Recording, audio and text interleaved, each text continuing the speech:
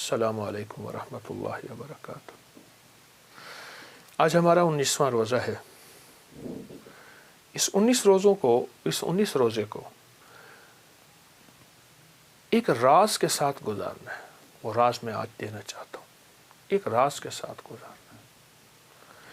اللہ سے 2 رزق مانگنے ہیں۔ اللہ رزق روحانی بھی عطا فرما، رزق جسمانی بھی عطا فرما۔ لیکن مجھے دسترخوان مولا وسیع چاہیے، آقا وسیع چاہیے، کریم وسیع چاہیے۔ رزق روحانی کیا ہے؟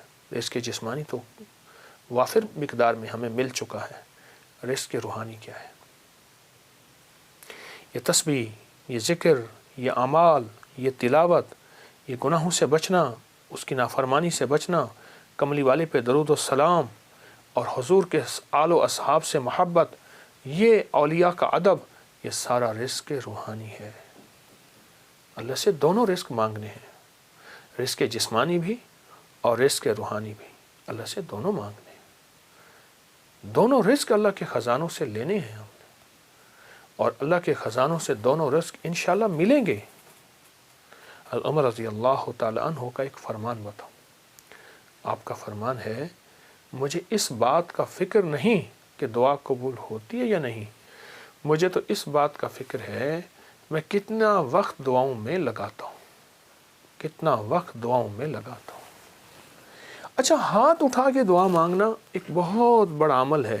کچھ دعائیں ایسی ہوتی ہیں جو اللہ اور بندے کے درمیان ہیں، اور وہ دل کے اندر سے نکل رہی ہوتی ہے، اور دل کی گہرائیوں سے نکل رہی ہوتی ہے، وہ اندر کی کیفیتوں سے نکل رہی ہوتی ہے، وہ اندر کے وجدان سے نکل رہی ہوتی ہے۔ کچھ دعائیں ایسی ہوتی ہیں، کچھ دعائیں ایسی ہوتی ہیں۔ ہاں، وہ دعائیں مانگیں، وہ دعائیں اللہ کے خزانوں سے ہم لینے والے بن جائیں۔ تو اللہ سے کبھی بھی نہ رزق ایک نہ مانگیے گا، کبھی بھی رزق ایک نہ مانگیے گا۔ ہمیشہ اللہ سے 2 رزق مانگے، رزق روحانی اور رزق جسمانی۔ روحانی رزق آج تک نہیں سنا، وہ یہ ہے۔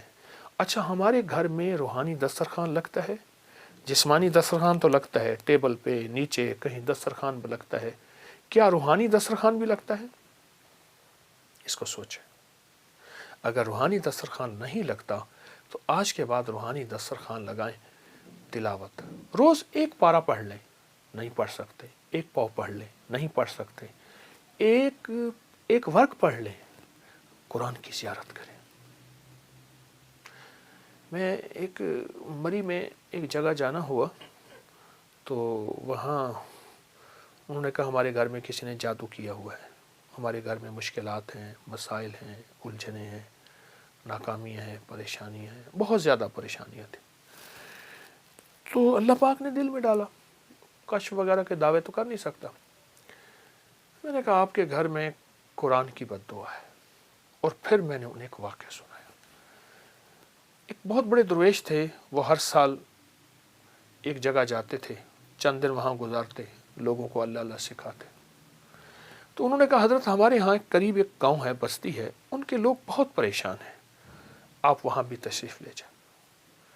وہاں گئے تو واقعی پریشان تھے لوگ، گھروں میں بیماریاں، جھگڑے، طلاقیں، تکلیفیں، مشکلات، بندشیں، مسائل رزق کے، گھر کے، اولاد کے، بہت پریشان۔ حضرت نے وہاں سے وہاں پہنچے تو غور سے سارے نظام پہ توجہ فرمائی، دیکھا۔ آپ نے فرمایا تمہارے گھروں میں قرآن کی سسکیاں سن رہا ہوں، اور قرآن کی بد دعائیں سن رہا ہوں، اور قرآن کی بد دعا بہت سخت بد دعا ہوتی ہے، اور قرآن کی بد دعا سے بچو۔ حیران ہو گئے کہ قرآن بد دعا دیتا ہے۔ فرمایا قرآن کی سسکیاں بھی ہوتی ہیں، قرآن کی بد دعائیں بھی ہوتی ہیں، اس سے بچو۔ ان پڑھ ہو، نہیں پڑھ سکتے، قرآن پاک اٹھاؤ، چومو، اور باوضو، اور اس کی ہر سطر پہ پہلا کلمہ پڑھتے جاؤ، ہر سطر پہ پہلا کلمہ پڑھتے جاؤ۔ اور اگر پڑھے ہوئے ہو، 1 پارہ پڑھ لو، آدھا پارہ پڑھ لو، 1 پاؤ پڑھ لو، تھوڑا پڑھ لو، زیادہ پڑھ لو۔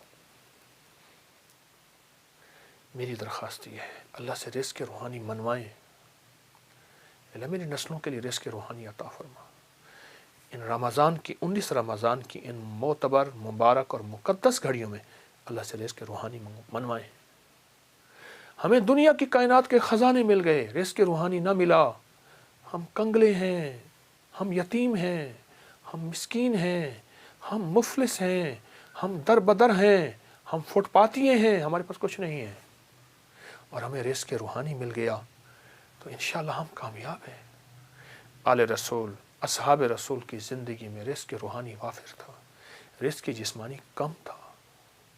بڑی بڑی اولیاء کے ہاں رزق روحانی وافر تھا، رزق جسمانی کم تھا۔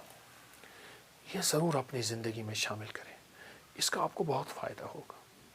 اور ایک بات درخواست کروں گا، اپنی ہنڈیا میں نا ہلدی کا استعمال لازم کیا کریں، کینسر کی روک تھام کے لیے، السر کی روک تھام کے لیے، خون کے اندر سرخ ذرات، ہیموگلوبن اور فلاں فلاں چیز کی کم کرنے کو ختم یا اس کا کم نہ ہو وہ چیز، اس کے لیے، جوڑوں کے لیے، پٹھوں کے لیے، کمر کے لیے، اعصاب کے لیے اور جسم کی طاقت کے لیے اپنے کھانوں میں، ہنڈیا میں ہلدی کا استعمال بڑھائیں اور ضرور کریں۔